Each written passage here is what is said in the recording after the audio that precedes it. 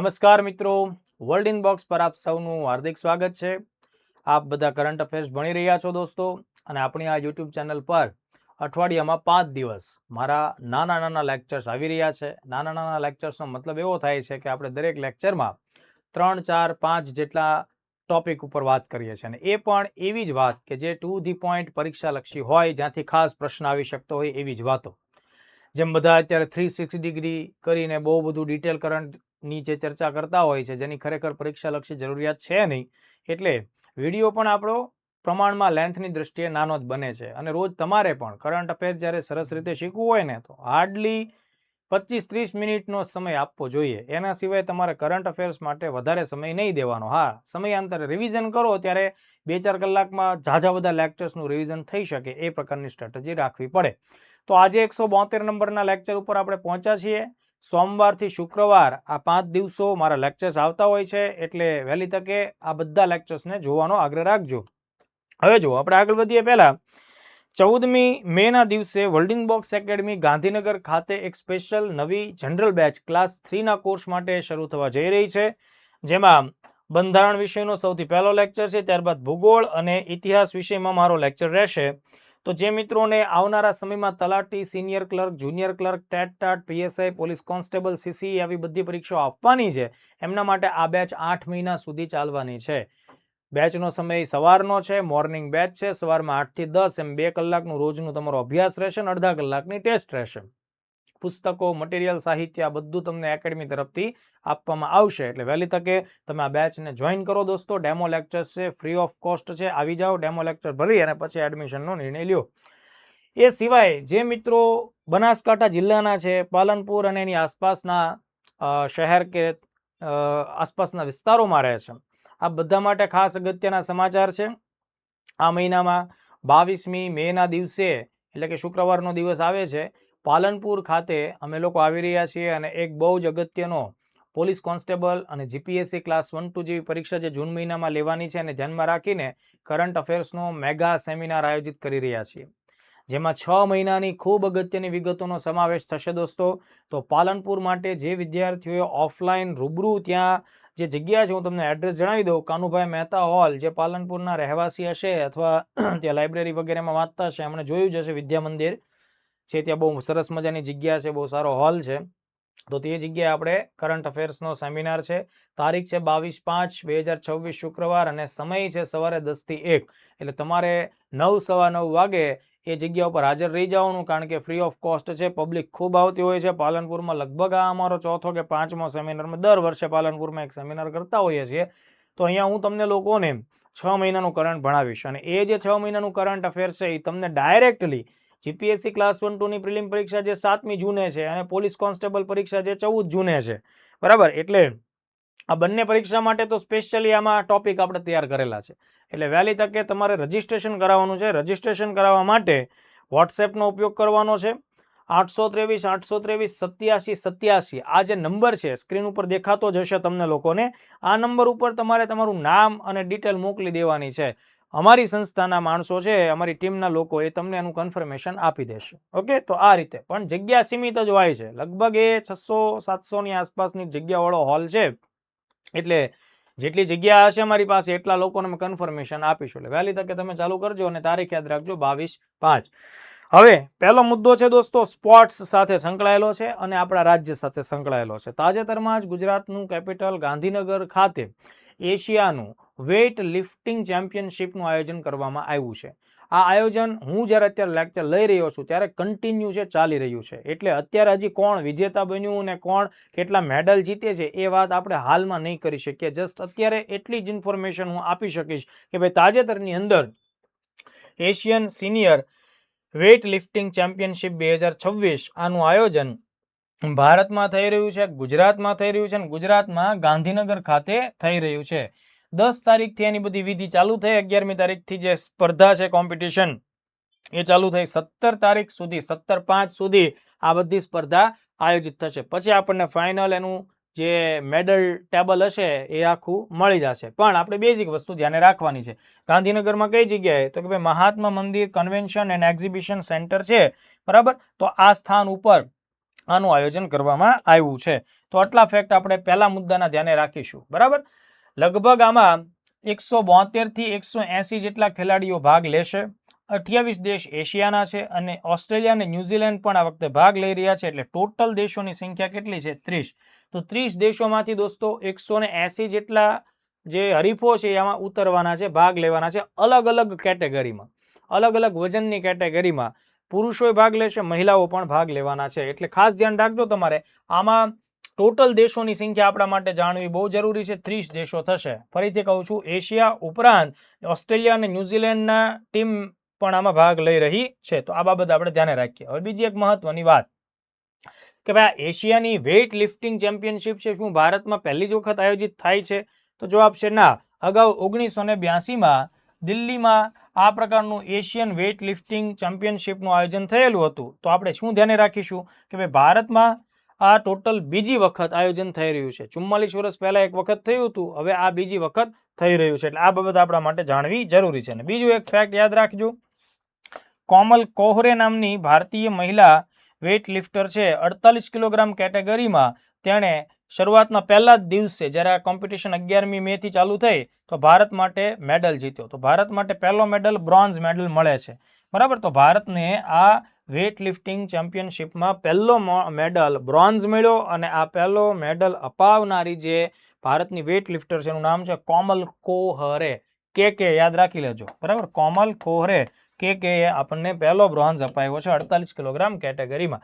બાકી જે નવા ડેટા આવશે, ગોલ્ડ, સિલ્વર વગેરે જે મેડલ એ જ્યારે ગેમ પૂરી થશે ત્યારે હું કરંટમાં કવર કરાવીશ. ચાલો હવે એના પછી બીજો મુદ્દો છે એ છે સેહત મિશન. 11 મેના દિવસે ભારત સરકારની બે સંસ્થા, એક મેડિકલ રિસર્ચ માટે કામ કરતી સંસ્થા અને કૃષિ માટે કામ કરતી સંસ્થા, બંને સાથે મળીને સેહત મિશન લોન્ચ કર્યું છે. એટલે કે કૃષિમાં પાકની ગુણવત્તા, કૃષિની પેટર્ન એવી રીતે આપણે આગળ વધારવાની છે કે જેનાથી જેને આરોગવાથી લોકોનું સ્વાસ્થ્ય જળવાયેલું રહે. એટલે ખેતી કામગીરી અને સ્વાસ્થ્ય બંનેનું કોમ્બિનેશન થાય એ પ્રકારની આ સેહત મિશન છે એનો આખો થીમ રહેલી છે અથવા એનો મૂળ ઉદ્દેશ છે. તો સેહત મિશનનું પૂરું નામ આપણે ધ્યાન રાખીએ, science excellence for health through agricultural transformation. એટલે આ વાત એવું કહેવા માંગે છે, સાયન્સ એક્સેલન્સનો મતલબ કે વિજ્ઞાનની સૌથી સારી બાબતો, ઉત્કૃષ્ટતા કોના માટે? સ્વાસ્થ્ય માટે. પણ કયો રસ્તો લેશે અથવા તો કયું માધ્યમ? તો કે એગ્રીકલ્ચરલ ટ્રાન્સફોર્મેશન.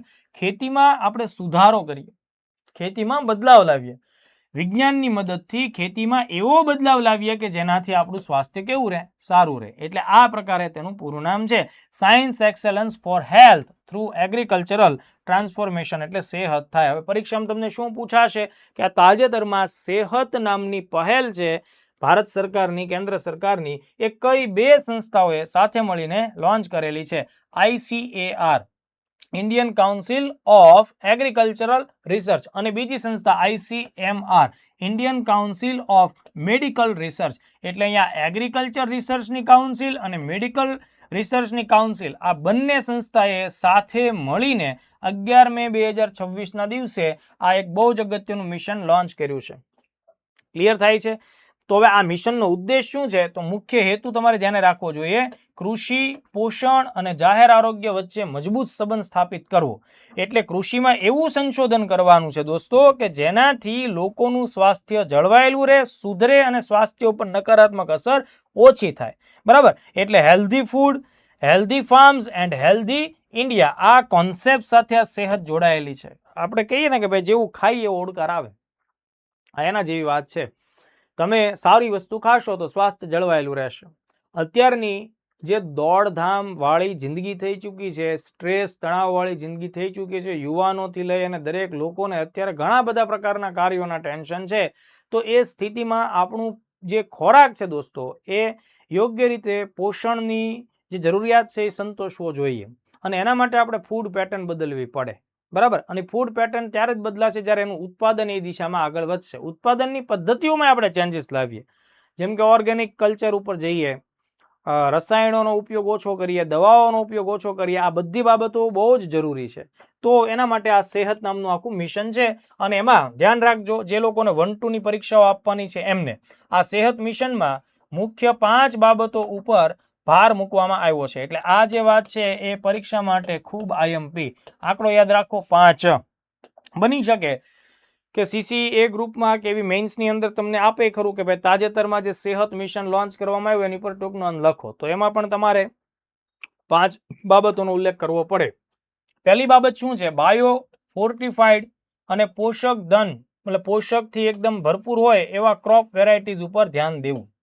બાયો ફોર્ટિફાઈડનો મતલબ એમ કે જે ટ્રેડિશનલ પાક હોય એમાં એવા જરૂરી જીનેટિક સુધારાઓ વગેરે કરવા અને જેના લીધે અમુક જે પ્રોટીન્સ છે, અમુક વિટામિન્સ છે, અમુક મિનરલ્સ એનું પ્રમાણ વધે, જેથી જે કુપોષિત લોકો હોય તો એવો ખોરાક ખાવાથી એમની જે ડેફિશિયન્સી છે દૂર થાય.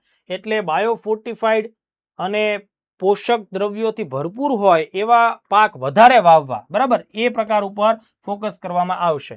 પછી શું કહે છે? Integrated farming system. એટલે એનો મતલબ શું થશે? તો કે ભાઈ આહારની વિવિધતા વધારવી.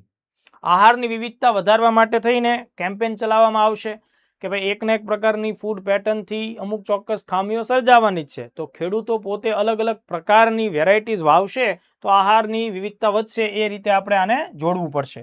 પછી જે કૃષિની અંદર કામ કરે છે એ લોકોનું આરોગ્ય, એની ઉપર ફોકસ કરવામાં આવશે.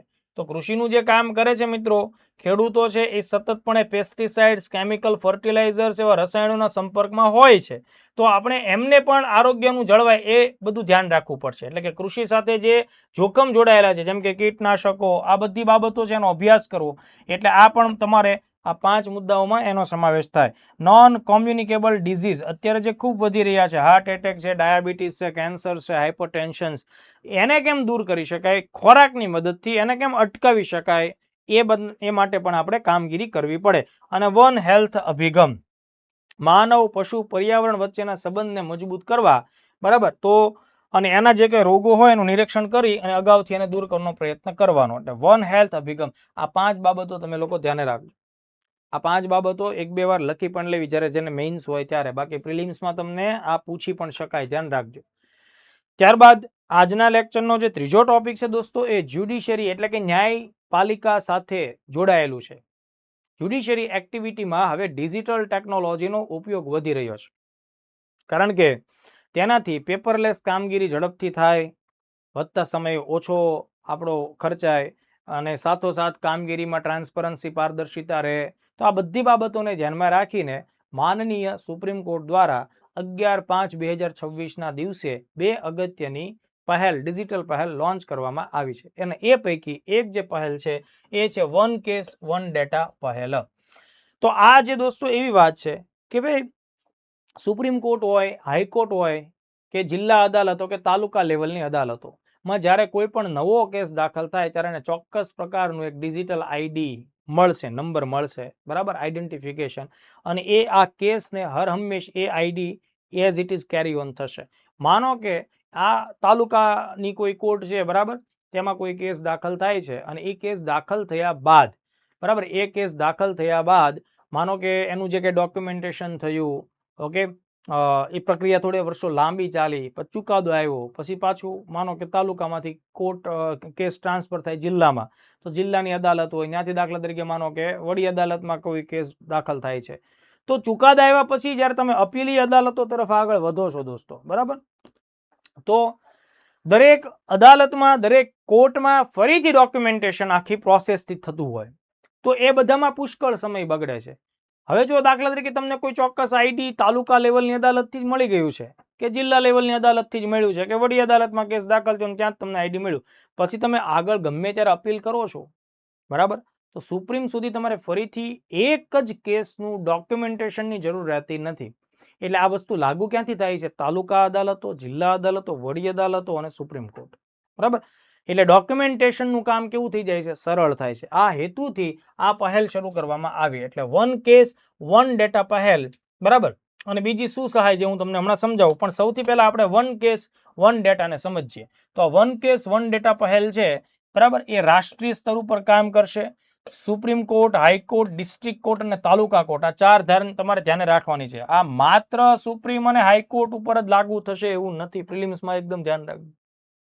સુપ્રીમ, હાઈકોર્ટ, ડિસ્ટ્રિક્ટ કોર્ટ અને તાલુકા કોર્ટ સુધીના તમામ કેસો છે એના ડેટાને એક જ પ્લેટફોર્મ ઉપર ઇન્ટિગ્રેટ કરશે, એકીકૃત કરશે. જેનાથી કેસનું પેપર વર્ક ઘટે છે, મેનેજમેન્ટ સરળ બને છે. એક અદાલતમાંથી કેસ સીધો જ્યારે બીજી અદાલતમાં જાય છે ત્યારે તમારા ડોક્યુમેન્ટેશનનું કામ છે એકદમ સરળ થાય છે. એટલે એ આખી બાબત છે. તો આ બાબત આપણે ધ્યાને રાખવી પડશે. હવે બીજી એક ડિજિટલ પહેલ સુપ્રીમ કોર્ટ દ્વારા શરૂ કરવામાં આવી, લોન્ચ કરવામાં આવી છે. એ એક AI આધારિત ચેટબોટ છે જેનું નામ છે દોસ્તો સુસહાય. સુસહાય, કેટલીક જગ્યાએ એને સુસહાયક આવું પણ લખવામાં આવ્યું છે. એટલે આ બંને શબ્દો તમારે ધ્યાને રાખવાના. પણ મોટા ભાગે 99.99% જે શબ્દ વપરાનો છે એ કયો છે? સુસહાય. તો આ સુસહાય AI ચેટબોટ છે એ સુપ્રીમ કોર્ટની વેબસાઇટ સાથે જોડાયેલો છે. બરાબર. આ સુસહાય ચેટબોટ છે એને તમે સુપ્રીમ કોર્ટની કામગીરીને લગતા કોઈ પણ પ્રકારના તમારા પ્રશ્નો હોય તમે પૂછી શકો છો. તમારા કેસને રિગાર્ડિંગ કોઈ બાબત હોય, કોઈ પ્રોસિજર સમજવી છે, વકીલો આનો ઉપયોગ કરી શકે છે. લિટિગેશન સાથે જોડાયેલા તમામ પ્રકારના લોકો છે આનો ઉપયોગ કરી શકે છે. એટલે સુસહાયને તમારે ધ્યાને રાખવાનું છે. એટલે આ AI પાવર્ડ આસિસ્ટન્ટ ચેટબોટ છે, સુપ્રીમ કોર્ટની વેબસાઇટ સાથે જોડાયેલું છે. એનો વિકાસ NIC નામની સંસ્થાએ કરેલો છે દોસ્તો. NIC નું પૂરું નામ પરીક્ષામાં પૂછી પણ શકાય, નેશનલ ઇન્ફોર્મેટિક્સ સેન્ટર. બરાબર. અને સુપ્રીમ કોર્ટની રજિસ્ટ્રી, આ બંને ડેટા અહીંયાથી મળવાનો છે અને આને ડેવલપ કરવાનું કામ NIC એ કરેલું છે. વાદી પ્રતિવાદી, વકીલો, સામાન્ય નાગરિકો સરળતાથી સુપ્રીમ કોર્ટને લગતી જે વિગત હોય, બરાબર, જેમ કે કોર્ટની પ્રક્રિયાઓ સમજવી છે, દસ્તાવેજો, કેસનું સ્ટેટસ જાણવું છે, ફાઇલિંગ પ્રોસિજર છે, આ બધાની માહિતી અમને ઇઝીલી મળશે. સરળ ભાષામાં પ્રશ્નોનો જવાબ આપશે. એટલે કે તમે જે રીતે એને અલગ અલગ ભાષામાં પ્રશ્ન પૂછશો એટલું એકદમ સરળતાથી સમજાય એ રીતની આખી વાત છે. તો આ રીતે AI નો ઉપયોગ દોસ્તો આપણા પ્રશાસનમાં અલગ અલગ જગ્યાએ થઈ રહ્યો છે. પોલીસની કામગીરી હોય કે નેશનલ એજન્સીઝની કામગીરી હોય. તમને કદાચ ખ્યાલ હશે, મેં હજી થોડા દિવસ પહેલા જ તમને લોકોને એક ટોપિક ભણાવ્યો છે. CBI એ પણ હમણાં AI ચેટબોટ લોન્ચ કર્યો, જે આ ડિજિટલ એરેસ્ટના એના જે ફેક્ટ ને બનાવટી કેસ CBI ના નામે બહુ વધે છે. એટલે CBI એ પણ ઓથેન્ટિક બાબતોને ધ્યાનમાં રાખીને એક ચેટબોટ વિકસાવ્યો છે. તમારે કમેન્ટમાં તેનું નામ આપવાનું છે મને. તમે જો મારો લેક્ચર જોયો હશે, તમને એનું નામ યાદ હશે તો એ તમે કમેન્ટમાં અચૂકપણે લખજો. તો કહેવાનો મતલબ એમ છે કે પ્રશાસનમાં AI નો ઉપયોગ વધ્યો છે, ડિજિટલ ટેકનોલોજીનો ઉપયોગ વધ્યો છે, પેપરલેસ કોન્સેપ્ટ ઉપર કામગીરી આગળ વધી રહી છે. ચાલો વધ્યા આગળ. જ્યુડિશરી સાથે જ સંકળાયેલો એક IMP મુદ્દો, અને એ પાછું મે મહિના સાથે જ જોડાયેલું છે. એટલે આપણે એને ધ્યાન રાખીએ. 1 મે 2026, 1 મે 2026 દિવસે દોસ્તો ભારતના સુપ્રીમ કોર્ટના જે મુખ્ય ન્યાયાધીશ સાહેબ છે તેમણે સિક્કિમ રાજ્યને ભારતનું સૌથી પહેલું પેપરલેસ જ્યુડિશરી જાહેર કર્યું છે. આ સમાચાર બહુ મહત્વના છે અને આ બહુ જ IMP સમાચાર છે. ન્યાયપાલિકા તમારા બંધારણ સાથે જોડાયેલું છે અને કરંટ અફેર્સનો બહુ ખાસ મહત્વનો મુદ્દો છે. એટલે સિક્કિમ, અગાઉ સિક્કિમે ભારતનું સૌથી પહેલું ઓર્ગેનિક રાજ્ય, એટલે કે જંતુનાશક દવા કે કૃત્રિમ રાસાયણિક ખાતર વગર ખેતી કરનારું પહેલું રાજ્ય બન્યું. એનો ખિતાબ વર્ષો પહેલા મેળવેલો છે. અને આજે ફરીથી પાછું સિક્કિમ કઈ બાબતે પહેલું રાજ્ય બન્યું? પેપરલેસ અદાલતી કામગીરી માટે. એટલે આ બાબત આપણે ખાસ મહત્વની છે, ધ્યાને રાખીએ. 1 મે 2026 રોજ સિક્કિમ ભારતની સૌ પ્રથમ પેપરલેસ જ્યુડિશરી જાહેર કરવામાં આવી. કોણે જાહેરાત કરી? Chief justice of India CJI justice Suryakant દ્વારા ગેંગટોકમાં એક કાર્યક્રમ યોજવામાં આવ્યો હતો, national conclave on technology and judicial education. એમાં આ પ્રકારનો દરજ્જો જાહેર કરેલો છે. સિક્કિમ હાઈકોર્ટ અને તેને અધીનસ્થ તમામ નીચલી અદાલતો છે એ સંપૂર્ણપણે પેપરલેસ કામગીરી કરી રહી છે. કેસ દાખલ કરવોથી લઈને તમામ પ્રકારની બાબતો, નોટિસો બજાવવાથી લઈને દરેક વસ્તુ એ ડિજિટલી થશે. ટોટલી પેપર વર્ક બંધ થયું. એટલે વકીલોને તમામ કેસો ઓનલાઈન ફાઇલિંગ દ્વારા દાખલ કરવાના છે. કેસના રેકોર્ડ, દસ્તાવેજો, આદેશો, ઇનશોર્ટ આ બધી બાબતો. ઓકે. આમાં વર્ચ્યુઅલ હિયરિંગનો પણ સમાવેશ થાય છે. Digital case management system, AI નો ઉપયોગ, આ બધાનો ઉપયોગ થઈ રહ્યો છે. તો ચલો આટલા મુદ્દાઓ આપણે ખાસ ધ્યાને રાખ્યા દોસ્તો. એ સિવાય બીજી એક વાત મારે તમને કહેવાની છે. સિક્કિમ રાજ્યએ તાજેતરમાં જ દોસ્તો મે મહિનામાં પોતાની સ્થાપનાના 50 વર્ષો પણ પૂર્ણ કરેલા છે. એટલે આ પણ ફેક્ટ બની શકે છે, પરીક્ષામાં આવી શકે કે તાજેતરમાં ભારતના કયા રાજ્યે મે 2026માં પોતાની સ્થાપનાના 50 વર્ષો પૂર્ણ કર્યા છે. તો એનો જવાબ પણ સિક્કિમ આવશે. તો નાનો એવો લેક્ચર છે, રહેતો હોય છે મારો, પણ એમાં તમને પરીક્ષાલક્ષી ઘણી બધી અગત્યની વિગતો મળે છે અને બહુ બધા વિદ્યાર્થીઓ આ લેક્ચર્સ જોઈ પણ રહ્યા છે રેગ્યુલર બેઝ ઉપર, અને તમે લોકો દર સોમવારે એની ટેસ્ટ પણ આપતા હશો. તમારા જે કાંઈ પ્રતિભાવો હોય અચૂકપણે વર્લ્ડ બોક્સને જણાવજો. જે કઈ જગ્યાએ સુધારાની જરૂરિયાત કે અવકાશ લાગે એ પણ તમે અમને કહેતા રહેજો. ફરીથી પાછા મળીએ છીએ નેક્સ્ટ લેક્ચરમાં. જય હિન્દ, જય ભારત.